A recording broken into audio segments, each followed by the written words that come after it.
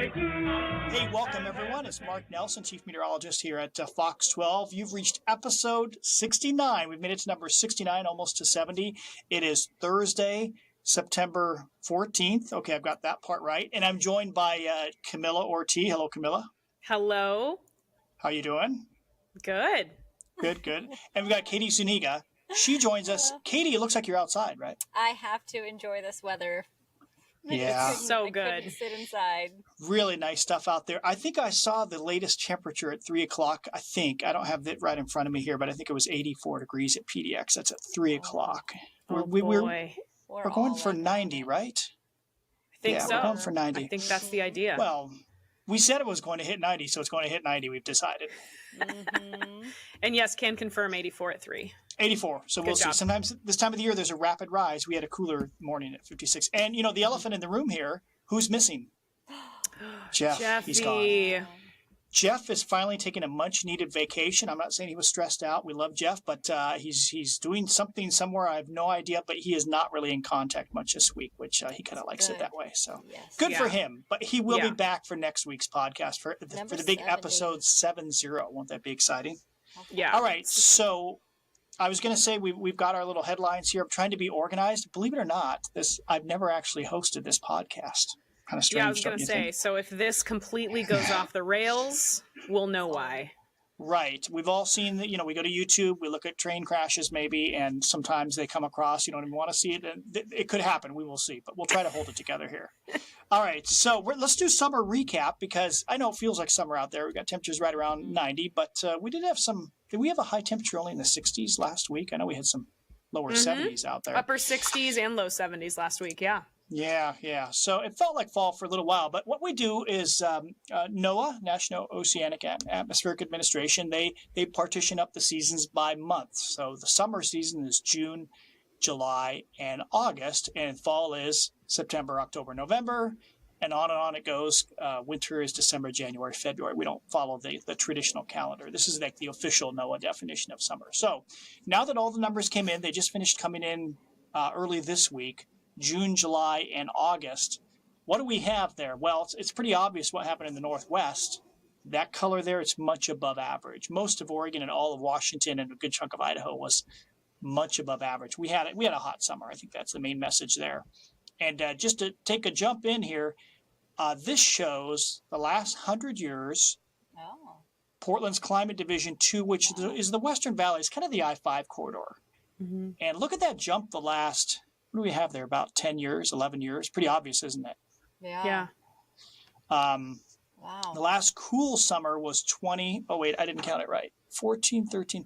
It was 2012. 2012 was the last cool summer. And I remember 2010 and 2011 were really cool summers. So, warm stuff. We've had an average summer, pretty close to average of 2020. It was pretty normal. But other than that, man, we've just had a series of blazing hot numbers. And Camilla, I know you were looking into stuff as well. Here's a graphic for you.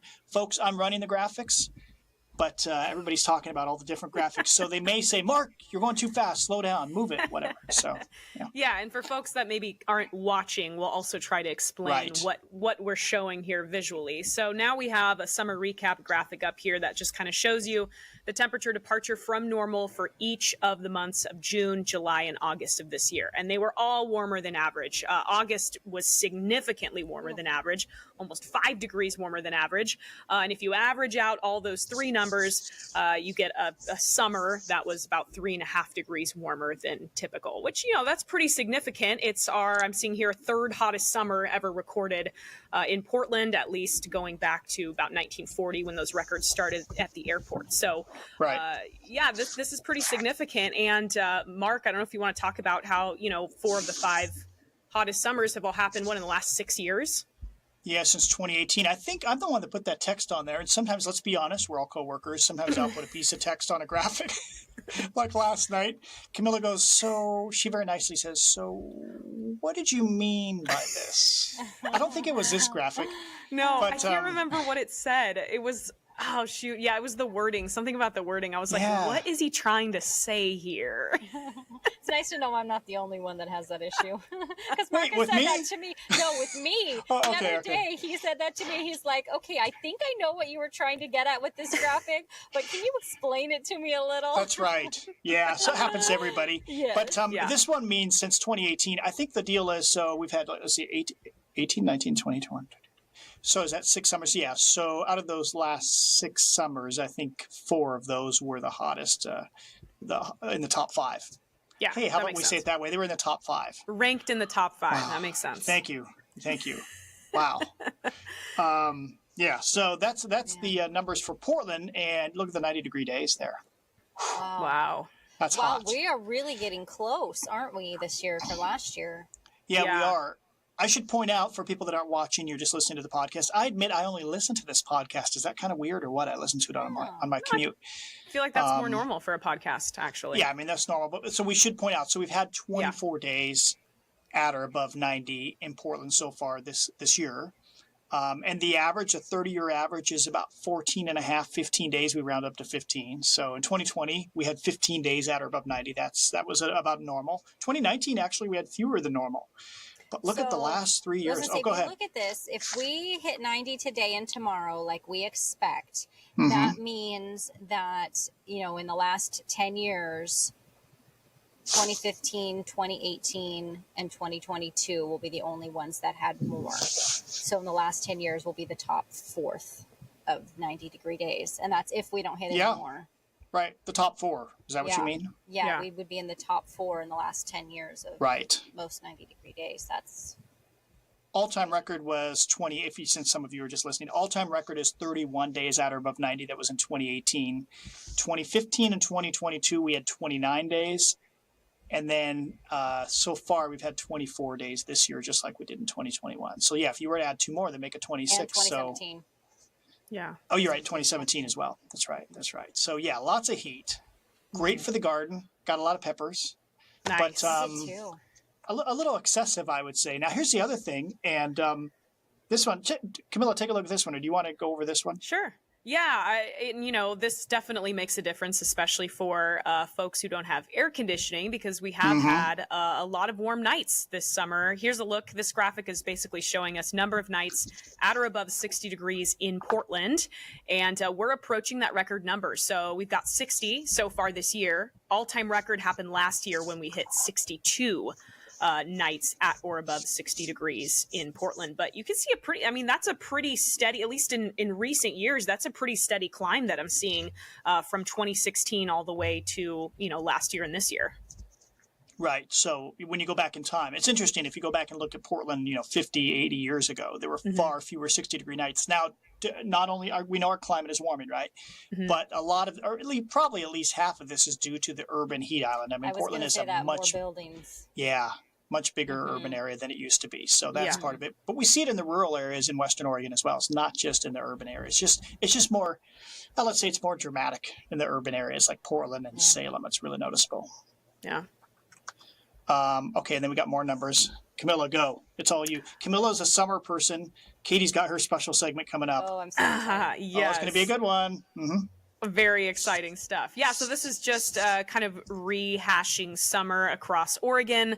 And just like Mark was mentioning, it's not just Portland where we were seeing these warmer temperatures. Salem had its 4th warmest summer this year. 2021 and 2022 were even hotter. Corvallis had its 3rd warmest summer, and then Astoria had its 6th warmest summer. So you can see this graphic is telling you records go back to different dates. So Salem and Corvallis, those go back all the way back to the 1890s. Astoria, we just have records back to 1950. So just to be fully transparent. But pretty impressive summer across the board. Yeah, just hot once again. Part of the reason I made this graphic is I will have people say, well, that's just, and I'll even have maybe some local people that have weather knowledge will say, well, it's just the Portland area is extra hot, so it's not warming that much. Well, the site in Corvallis, that's a rural site. It's actually between Corvallis and Albany, kind of out in farm fields. I think it's an OSU test, like agricultural station, something like that. So, I mean, there's no urban area there, and it's still the 3rd hottest summer. And 2015, 2021, like you said, were the hottest. And Astoria, I think we're all in agreement. There's no urban area around the Astoria airport. Have you ever seen the? Right. Have you ever? I think that's at Youngs Bay Bridge.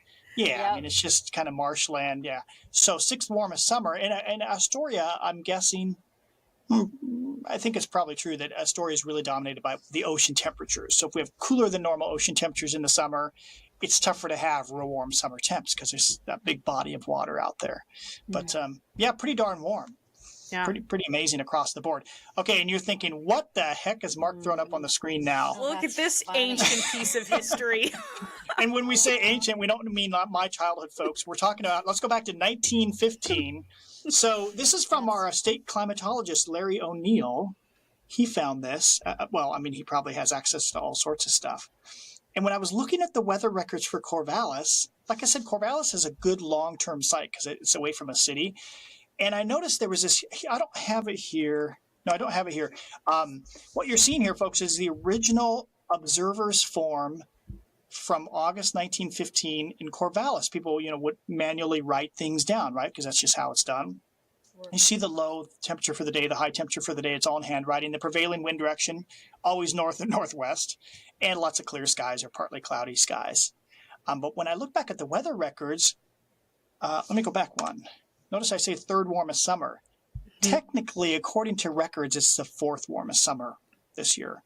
Because technically, in the weather records, Corvallis had a hotter summer in 1915. But look closely. I know it's really hard for you to see. But look at like mid-month. Look at the 20th and 21st. 91, Well, look at the 92, lows. 96. Look at the lows on the 20th. 75. Lows in the 80s. Well, 82, 84, What? 81. What? Right. Yeah, that makes no sense. Corvallis out in farm fields in 1915 had lows 3 nights in the 80s. That doesn't even happen now. Yeah. So clearly there was an issue back then. I'm guessing maybe somebody was on vacation, an observer maybe filled in for a week or 2 or 3. Yeah. But the whole month, what's the average low? No, the average low says 67 somehow, which is still really warm for them. 67.2, yeah. How do they get the average of 67? Well, anyway, the point is, he said, something was going on there. Somebody didn't know how to measure the temperatures. I've never seen a low of 84 and a high of 96 in our climate. That's like Key West. Yeah, that's insane. Yeah, so there can be records. I mean, there can be errors in records from way back in time, so we have to be careful sometimes. So I just threw that out. Maybe that was a little above my pay grade. I shouldn't have done that, but I didn't consider that summer's record numbers to be accurate there. That's funny. Hey, here's a fun little graphic I found today. So this is from Brett Schneider. Do either of you follow him on Twitter? I don't think but I so. will. You have to be a real hardcore weather nerd to follow this guy. Oh. He's always putting up graphics like this, like, snow graphics, temperature graphics, fog graphics. And this is from him, and it just shows, he's a climatologist up in Alaska, and it just shows a 75-year change in summer temps. So what kind of sticks out there? What do you see? If the school teacher says, okay, kids, what's interesting up there? Not that you're kids, but you know how the teacher would throw stuff up on the wall and go, okay, what do you see? It's really interesting that the Pacific Northwest seems to have a warmer, temperature anomaly, but then the Midwest, a lot of portions of the Midwest have been cooler. Yeah. Summers have stayed about the same over 75 years in the Midwest. But look at the whole West. I mean, really from the Rockies westward, almost all areas significantly warmer. That is East interesting. Coast as well. Star on her school chart for Yeah. the question, right? And you can even see some urban heat islands in there, like Minneapolis or like is it Pittsburgh? No, not Pittsburgh. Oh, I see you're looking over on the east. Minneapolis. There's a little bit of an urban heat island there. But anyway, that was an interesting graphic. Yeah. And then for the people that say, and I get this all the time, well, if I don't get, oh, yeah, it was hotter around here 150,000 years ago, I get that off and on. But more commonly, I get people that say, oh, yeah, the 1930s Dust Bowl records were much higher than what we're seeing now, is much hotter. Well, yes, it was in the Midwest. Midwest was much hotter in the 1930s. But globally, these are global temperatures, annual temperature, the annual temperature, just, the globe. And notice, there's your 1930s. It was not a global event, the Dust Bowl 1930s heat back in the Midwest. We had some of that. Our 1930s were warm here, but that was a localized thing back east. So when somebody says 1930s were much hotter, it is true. Most of their all-time records were set back then. So there you go. little bit of interesting stuff. Yeah. Look at you. That's interesting. We just covered that, actually. We talked about the Dust Bowl in one of my meteorology classes just in the last week. Yeah. And that was brought up just because when you're thinking about global it's really hard for people, I think, to wrap their heads around a global scale. People just think in their region, right, in their local area. And so, yeah, it's interesting because you can really nitpick and just kind of grab data from certain areas to tell kind of whatever story you want, if you think about it. Yeah, we have to be careful there. Yeah. Okay, so we crossed off summer recap. Let's go to hot days. So today's hot. We think it's going to be hot. We think it'll be about 90. And so let's compare it to last year. First of all, that's our 7-day forecast, folks. Fresh. You know what? Just dropped. Just dropped. Or exported from our graphics machine, whatever you want to call it. And I took out the showers, by the way, for Monday. Yeah. No model really has showers, unless we get drizzle out of some clouds, but that seems unlikely. Tuesday looks dry. We're kind of in between things there. And then that upper level low seems to want to drop in next Wednesday. So some models are kind of wettish with, a quarter inch of rain. Others say sprinkles and that's it. So, a few showers. But it's going to be nice and cooler next week. But some people are like, okay, I've had enough of this summer thing. Yeah. Cooler stuff. What about you two? 353 time just dropped 87. Yep. 87. So we're going to get there. I think we're going to get to 90. It's ramping up right at the end. I got a good feeling about this one. Got a good feeling. Yeah. So as far as whether I'm ready or not, as I sit here and drink my pumpkin spice latte. Oh my gosh, is it really pumpkin spice latte? Is it really? She's sitting outside. It's 87 degrees and she's sipping a PSL. I love it. That's my point. Is like I am ready for fall, but I'm kind of not. Yeah. Is there anything else in that latte? Like anything extra? Soy milk. Splash of Kahlua, maybe? Yeah, maybe. It is my day off. I mean, you can do what you want on your day off. Yeah. No, but Katie, I totally feel that because I kind of feel the same way. I like the transition period. I like having a little bit of both. Seeing the sunnier, warmer days, but then also getting some cooler, cloudier days. This is like my favorite time of year here in the Pacific Northwest. And the only reason this year I would say that I am ready I would be okay with a prolonged dry fall is my son started football.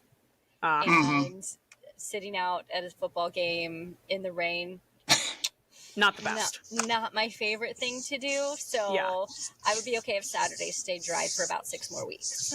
Yeah. 6 more weeks, all our trees will be dead.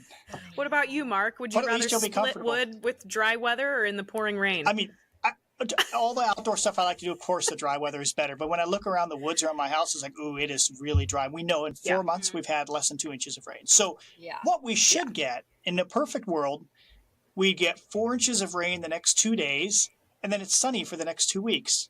And then 4 inches of rain again for 2 days, and then it's sunny for the next 2 weeks. That would be perfect, but that's not how it works, right? No. I also have said this before. My husband laughs at me. I would love it if it just rained at night. Yes. While we're sleeping, let the rain come, and then when you wake up in the morning, the sun comes up, and that's. Oh, I like that. I like that plan. Powers. That's what I would do. That would be perfect. Yeah, that'd be perfect. Okay, we're pulling out the Euro. If I'm running this podcast, we're pulling up some Euro maps, some charts. Watch out, your ensembles here. Yeah, here we go. So, folks, this is just the ensemble average, 51 members of the Euro model, number one global model. And look at the change from low 90s. Thursday and Friday, and then the drop. And, it's pretty clear cut that we're going into a cooler pattern. Not cold, but just more normal. 70s. I will take that 79. See that 73 on that Saturday, the 23rd? I will take that. That will be a great day to go to a football game. Yeah. And I'm sure that number won't change for the next 7 days either. No, not at all. Because I have to tell you, last week when it was like, how hot was it last Saturday? Everybody that was sitting in the sun moved because we couldn't handle it. That was 89, wasn't it? Yes. I was out of town. Beating down on us, and we were all sitting in these bleachers, and everybody just moved. We couldn't handle it. Yeah, too warm. That sun is still strong. We've had our swim practices at an outdoor pool the last several weeks, and if you forget to put on sunscreen, as I have on the back of my neck, you'll still burn. Really? So, I thought the sun was too weak this time of year, but okay, I'm wrong. I think I told 2 people that, in fact. Mark, sunscreen, folks, is important. Probably I thought after Labor Day you're round. fine, but apparently I'm wrong. No, don't listen to this country boy. I know that makes a difference when you're in the water, the reflection. That's true. Maybe. It intensifies it. That's how people get burnt out fishing and stuff in the fall. That makes on the sense. river and on the lakes and stuff. So. All right. So for the people that love warm weather, Yeah. I've got to have a few more 80-degree days. This just gives you an idea of what could be in the future. This just shows after September 13th this week. In previous years, how many more 80-degree days did we have before? We didn't have any more 80-degree days. And I've got to give full credit. Camilla made this graphic. Yeah. Thanks. Very nice. Yeah. Although it's always a team effort. But look at 2019. As I recall, we turned cool and wet that September. So we didn't have any 80-degree days second half of the month. And most years we have a few more. Yeah. Sometimes in October. Camilla, what did you say the average in October was? Average. Was it 1? Average 80-degree days, 80 plus is 1 for October. I think in September, the average is actually closer to like 8 is what I was seeing. Sounds right. Yeah, but last year was crazy. Look at that. We had 19 80 plus degree days after September 13th, which that includes the warmest October and warmest September we've had on record here in Portland. This is my favorite graphic. That's an old one, Mark. October last year. Nice job, Mark, because I wrote down some stats from October this year. You're already ahead of the game. I didn't. Jeff normally runs this thing, and I didn't want to come in and not do a good job like he not does. Be organized. Well, I think you're going to show him up a little here. Yeah. Oh, please stop. Tell me more. Stop, don't stop. Yeah, so this is October last year, and I think the records, what do we have? We had 12 days in the 80s. Is that possible? 1, 2, 3, Yes. 4, 5, 6, 7, 8, 9, 10. Yes. Yeah, we had 12 days in the 80s. It was insane. And I think, what do we have? 1, 2, 3, 4, 5, 6 of those were record highs. Wow. And then it is always interesting. Typically, at some point in October, 87. the switch flips, and look how it flipped. Those are all high temps. Dang. On Went the from 20th. I remember Same 21st. week, it went yeah. from mid 80s to mid 50s. Yeah. I love it. And then it turned wet, which we needed badly last year. That was, do I have that? Oh, that was our longest dry. I'm sorry. Was it the longest dry spell? No, it was if you take any 4 months in Portland's past, any 4 months, what's the least amount of rain we've seen in any of those 4 months? And last year was the record. I don't have the graphic for that. Or do I? Oh. Do I? Oh, there it is. It's right there. Wow, there you go. So these are the driest 120-day periods. And last year, late June to late October. Pretty rare for us to get very little rain through late October. So that's why I said it'd be really good if we had some sort of soak in here in the next 2 weeks. Yeah. Yeah, so that's pretty wet stuff. September, by the way, last September, like you said, Camilla, really dry. Yeah. 0.31 inch, but we'd had a bunch of wet Septembers. And often that when we say wet September, often it might be like mid-month or later in the month or just 1 week out of the month. It's not pretty unusual to see a wet September like the whole month. Yeah. I don't think that happens that often. Okay, so looking for rain. So what do we see? Oh, yeah, pull out the Euro again. Here we go, folks. What I'm wondering, though, is, folks, I'm just showing kind of a lot of small text in this graphic. It's the Euro ensembles. What it shows is if you take each horizontal line, there's 1, 2, 3, 4, 5, 6, 7, 8, 9, 10. We've got about 6 days of the Euro model. The bottom horizontal line is the latest run this morning. So what we can do is we can see what's the trend for the rainfall out of the last 5 or 6 days. At Portland Airport, it's 24-hour rainfall. Basically, if there's going to be more than 0.10 inch, a tenth of an inch in any 24 hours, it's going to have that green color. All right. So what you see is, starting about 6 days ago, was hinting that if you look at about Saturday the 23rd or Sunday the 24th, so still a week and 2 days, what's that, 9 or 10 days away, notice the Euro has been holding on to, the ensembles have been saying, hey, we think there's some sort of showery or wet pattern coming up starting about that time. It's still there all the way to today's run. So that's kind of interesting, huh? Mm-hmm. Yeah.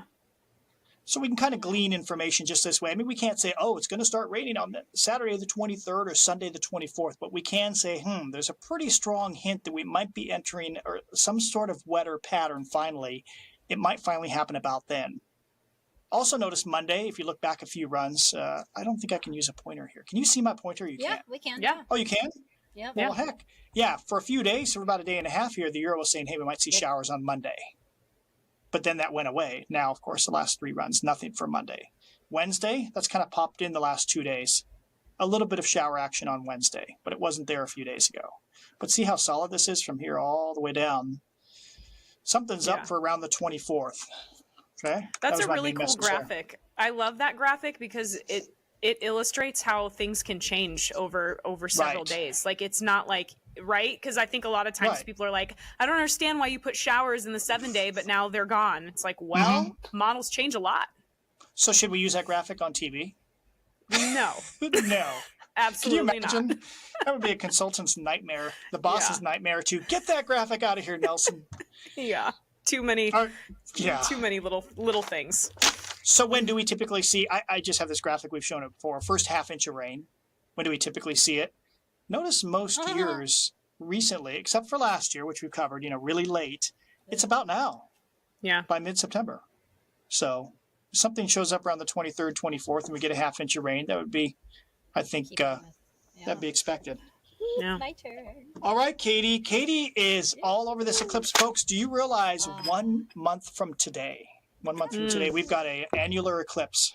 Look at Tell us all about it, Katie. Okay, so Mark and I were talking about this the other day. Back in 2017, right? That's when we had the total, and everybody flocked to Madras area. Right. It was amazing.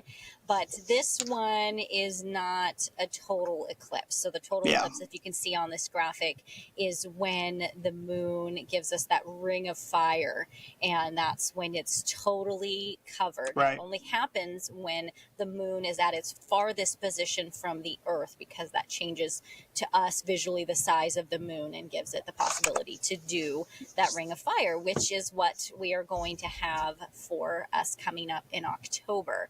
So the sun is never completely blocked by the moon during the annular eclipse. So it's never safe to look directly at the sun without specialized eye protection. But during the viewing time, when it is completely, oh my goodness, you can take it off and it's life changing. So on 14th, Hey, Katie. Yeah. 2 questions. One is, I don't think I'm going to take it off during this eclipse, but you mean the glasses, right? Yes, the glasses. Okay.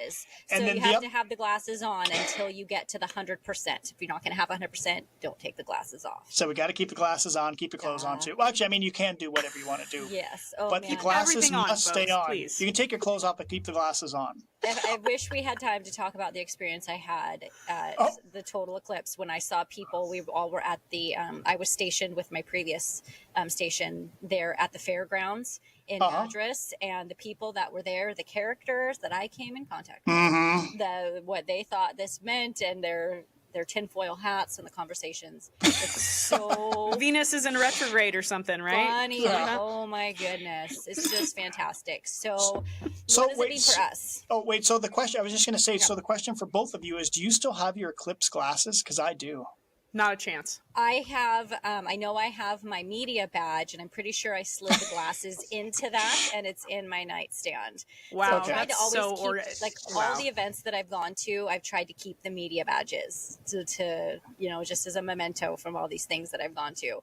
So that way, if there's another Prince concert, you can get in a second time. Never been to a concert. Yeah, okay. Okay, I derailed it. Train is starting to go off the tracks, but we're pulling it back on here. My fault. Pulling it back. So what you're seeing here, the 90% eclipse, like if you were to look, do you have one that shows the path, Mark? Yep. You do? Okay. So the path, there it is. So around 9:13 and 9:17 a.m. and in Eugene is what I've been told is one of the best places that we'll have to be able to see it. And it only lasts for a little while. So the partial eclipse begins around 8:06, and then the annularity begins around 9:16. Maximum is at 9:18. Then the annularity ends at 9:20, and then the partial eclipse ends at 10:35. So Eugene is supposed to be one of our better places to go see it. And then I think I have a list here just because I was curious, so I thought I would share of kind of the path that it's going on. Sure. Let me see if I can find it real quick. I know I had it. So we could describe also for people that can't see the graphic here. Yeah. The area of annularity, is that the word? Like totality? Annularity, well, I like new word. That's very cool. You basically need to be south of about Albany. It looks like the center line is between Albany and Roseburg. Maybe a little closer to Roseburg. Oh, that's about Rice Hill, where they have those really good milkshakes on I-5. Ooh, yummy. Ooh. Nobody paid me. I didn't get a year's worth of milkshakes to say that, by the way, folks. Yeah. But you had something else you were thinking, Katie? Yeah. Well, as I say, so then the path of the the eclipse goes into Mexico, Central America, passing over Guatemala, Belize, Honduras, Nicaragua, Panama, and then it goes into South America and Colombia, northern Brazil, and then ending at sunset in the Atlantic Ocean. Oh, Cool. So okay. yeah. So it's easier to see it from here, obviously. Yeah, and my husband and I talked about this. The next total eclipse, I think, is the where we'll be able to see it somewhere in Mexico in a couple of years, and we are so planning on taking our children down there because if you haven't ever seen a total eclipse, it's like I said, Yeah. you gotta make the effort to see it. This one will still be cool, but It's not the same. It's Not not the quite same. as cool. It's Yeah. not until you get to that couple of minutes where, and it was so cool when you were at the fairgrounds with us, right, Mark? I You were was over there? not with you. I didn't know you. I mean, but you were I'm at not the denying. fairgrounds. I was actually at the airport Oh, you where were all at the cool airport. kids were. Okay. Yeah. So that second that the moon covered, and it went to that Just weird, Yeah. it got dead silent. There wasn't a noise, and then about 15 seconds later, people just started crying and Yes. screaming, and it was insane. Like I'm getting goosebumps right now just remembering it. So Yeah, I remember the roar of people. There must have been a few thousand people at the airport across the tarmac. You could just everybody started going "Whoa!" and screaming and yeehawing. yeah. So We should point out, so weather-wise, of course, a big issue with this. No, actually, let me back up. This is nothing like the total solar eclipse. I went and looked. There was an annular eclipse that went across the southern part of the USA, kind of, and through parts of California, I think, in 2012. And I looked back in my blog post, couldn't even find a mention of it. So clearly, it wasn't that impressive here. This time, it'll be a little bit closer, of course. Yeah. But the biggie is the weather. I mean, Yes. mid-October, we could easily be foggy in the valleys in the morning. This is at 9 in the morning, could be foggy. Or there could be a weather system. We could be in a wet pattern in mid-October and nobody sees it anywhere in Oregon. yep. But of course, the best chance would be like that Highway 97 corridor, Chiloquin, south of Yes. Lapine, Crater Lake. That would be neat if you had clear skies That at would Crater be Lake. really cool. Yeah. That would be fun. Yeah, so we will see how that turns Yeah. out. I've got Yeah. my tickets for I'm going to go see the total solar eclipse next April 8th. It's at 1 or so in the afternoon in Dallas. That'll be across the eastern USA. Yeah. Big plans for that. So that'll be exciting. Yeah. All right, so we will see. As far as I'm aware, we don't have any big plans for special coverage because, I guess, like you've said, and we've covered, it's not that huge of an event. Yeah. Yeah. Okay, you ready for the term of the week? Weather term of the week? Yeah. So this is a mystery to me and Katie too. Mark kept this under wraps, top It secret. was lock and key. He would not tell us Really? what it is. I even went over to the printer when I printed it out last night and grabbed it so Katie didn't go like sniffing around like it's Christmas Eve looking for the Oh gift. my I know, gosh. Am I being too curious. dramatic? Yeah, no. I love the weather term of the week. It's so much fun. Yeah. It's my Okay, favorite. this one. You ready for the big build-up? Yeah. Oh yeah. Drizzle. Oh, that's kind of a Good letdown, one. Mark. Yeah. Anticlimactic. Somewhere in this software, I'm going to go back. I can do like little, here we go. Here's the big, here we go. It is drizzle. Could you hear the drum? That. Did not hear that. Oh, that was even more of a letdown. Well, when they go and edit it back, we'll just ask them to put the drum roll in. Can we also ask them to Yeah. put in a wah, wah, wah? Yeah. Okay, here we go. So drizzle, it's a type, we all know this, it's a type of precipitation, right? And this consists of water droplets. Here's the biggie. You're saying drizzle, light rain, what's the difference? Drizzle is water droplets less than 0.5 millimeters in diameter, okay? And larger than 100 micrometers. So droplets larger than 0.5 millimeters, so that's the cutoff, half a millimeter, those are raindrops. Half a millimeter here. And then we have drizzle. Okay, drizzle usually falls from low stratus clouds. We kind of think of that, don't we? Like, oh, low clouds, it's drizzling. Frequently accompanied by low visibility and fog. That's true because if the clouds are that low, it could be, you could be in the fog and getting drizzle. It's classified 3 classifications. Light is if the rate of fall is 0.01 inch accumulation of the rain, the drizzle, per hour. And heavy is greater than 0.02 inches. So an aggressive heavy drizzle gets you 0.02 inches of rain per hour. Wow. Well, and I would think of drizzle, like when I think about it, it's, when it first, like you talked about it being low, it doesn't have very far to fall because True. it's so close to the ground. So it doesn't have time to accumulate and like, collide with other drops and like gain Right. in it. So I couldn't imagine that drizzle would be able to make it. It would be probably pretty specific condition for something to make it from a high cloud all the way to the ground. Because if they're going to Yeah. collide, right? So it would have to come Right. from lower You're not going to clouds. get drizzle out of clouds 15,000 feet up in the air. Yeah, exactly. Um, That's when I think of like the Oregon coast in the morning. You go outside. Yes, low clouds. Yeah. What I've noticed it often at the end. It's kind of a quirky thing. I've noticed it at the end, or not at the end, but when we have one of those easterly wind episodes where moisture comes in and we get snow or freezing rain. And think about when we first start those events here in Portland. So we got cold, dry air coming out of the gorge. The moisture's coming in at 5,000 or 10,000 feet. We get either rain or snow, right? We get raindrops, freezing rain. But then as the things moisten up down below, often during those episodes, like 2 or 3 day episodes like that, later on we get into drizzle, which would be a freezing drizzle typically because it's below freezing. So I've seen that before where it's like, wait, it just finished snowing. Now we're getting drizzle. And now we're getting freezing drizzle on things. So that's what I've noticed. And that's when, low clouds have formed and there's just a little bit of lifting to produce the drizzle. So drizzle is not a real sexy meteorological term, of course, but we see a lot of it in the Northwest, don't we? Yeah. What was the measurement one more time? Okay, so, and actually, good question, Camilla, because it's 0.5 millimeter, half a millimeter. Half a millimeter. Because I had to go and look, because nobody has any idea what size that is, right? Well, because I was going to say, so does this mean every time we say drizzle now, okay, folks, you got to go out there, get your Measure the rulers, drop. and Well, measure. But the ruler's not going to do it because it's the point of a pencil. It's about the half a tip of a pencil. Oh, okay. All right. So I think a lot of people, for good reason, get confused. Drizzle, like light rain, we're getting just a few scattered light rain drops. They're bigger light rain drops. That's not drizzle. Drizzle is the stuff that kind of blows around in the wind too. Yeah, like the misty stuff. Mist drizzle, kind of the same thing. So Yeah. yeah. So it's pretty easy. How's that pumpkin spice latte? I just saw a big sip there. Oh no, that's the water. It's already gone. Oh, It's wow. gone. Okay, all right. I'm Because done. we've Were been you going on drinking it forever. hot or cold? Oh, it was hot. Wow. Yeah. Yeah. Amazing. Okay. Have I missed Sweating. anything? Because I guess we I should don't think wrap so. it up. No? I think that was good. Yeah. Okay. I hope Jeff is going to be proud. He's going to be listening. Hey, Jeff. Oh, Hey. Jeff is going to be so proud of you, Mark. Jeff, he did it all by himself. Yeah. Well, thanks very much for joining us, folks. Thank you to Camilla and Katie. Sorry. That would be my name. Yeah. Oh, I think we're going so don't make me well until edit the this. end. Oh, sorry, cut Katie. that We love part. you, Katie. Sorry. All right. Thanks for joining us, and we'll see you next week for episode 7.